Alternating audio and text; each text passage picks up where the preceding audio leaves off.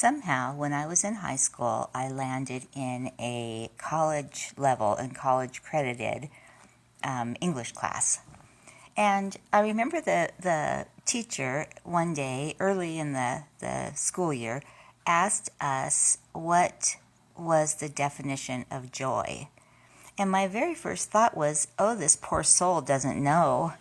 You know, the poor guy, he's trying to get a clue from us because we are all a little bit smarter than the average kid, evidently. And I think I wanted to write that on my paper and knew that would probably land me with a bad grade and a bad attitude. So I thought about that, and I've thought about that for many years since, many years since. And I think it's something we should all think about. I think it was a brilliant question because it makes you think. And so often, sometimes we allow others to fill in those blanks and answer those questions for us. Young people, I think especially, who are vulnerable and who are just trying to figure out life. They're just trying to figure out, their place in the world and what life is all about.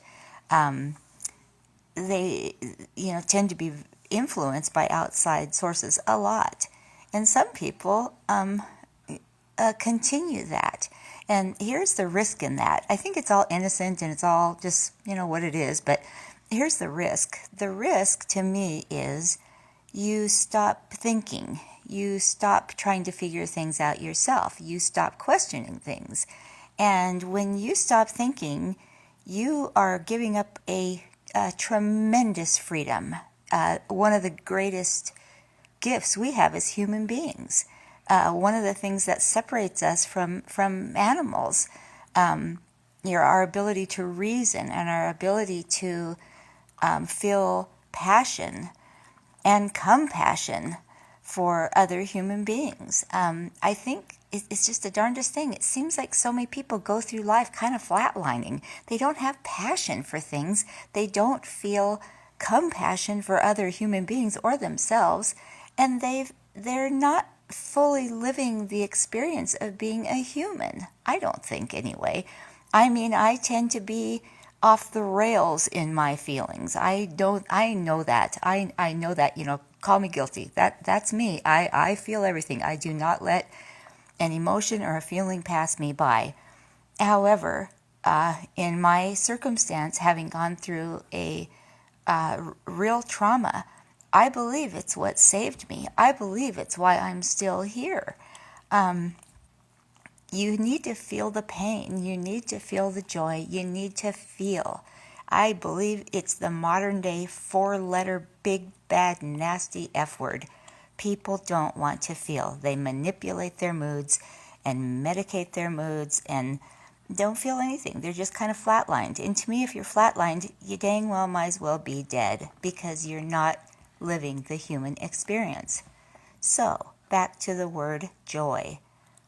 To me, there's joy in everything. I mean, I wake up to my dogs in the morning and I just look at their little faces and they're so happy for a new day and I'm so happy for them. And I look out to the sky and I see birds just winging their way through life. And, there is so much joy to see, but you have to wake up to notice it. And I think the answer to that teacher's question, what is joy, I believe is probably different for everyone. I'm not a mom, not to a human being anyway. I think I mother everything and everyone because it's just in me somewhere. But I think for bona fide certified mothers who have given birth to human beings, I think that they might fill in their blanks differently than I do.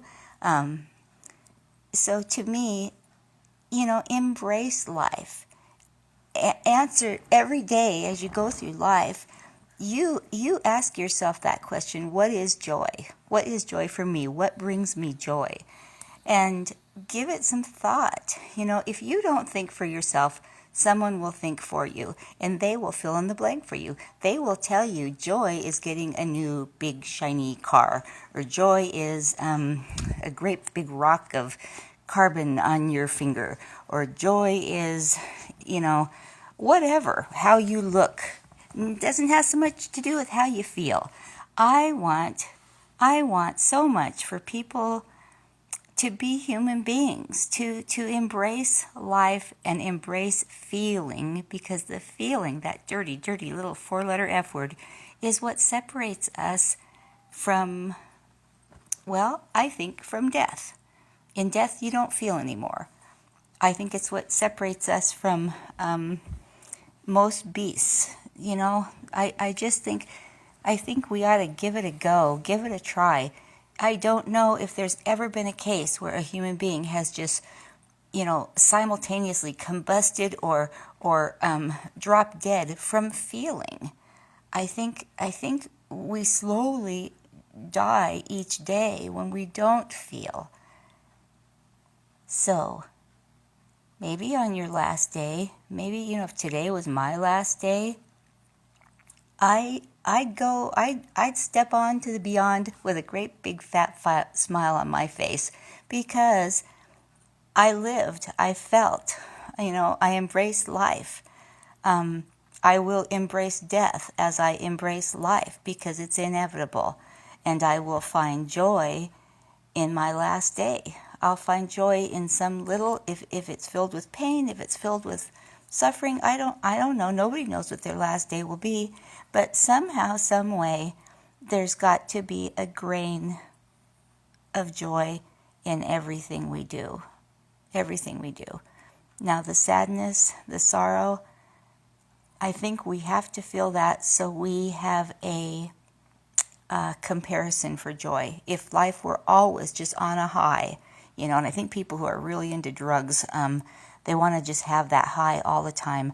I think we need to experience, really awful sadness sometimes to appreciate the joy and to have a comparison, because that's how life is. It isn't always wonderful. It isn't always joyous. There are horrible things that happen, but if you can't feel that horrible event, if you can't let it process you, and that's, by the way, what I think grief is. I think it's submitting to it and letting it process you. You don't process grief. If you're manipulating grief, you're not processing it. You need to let it process you, in my case anyway.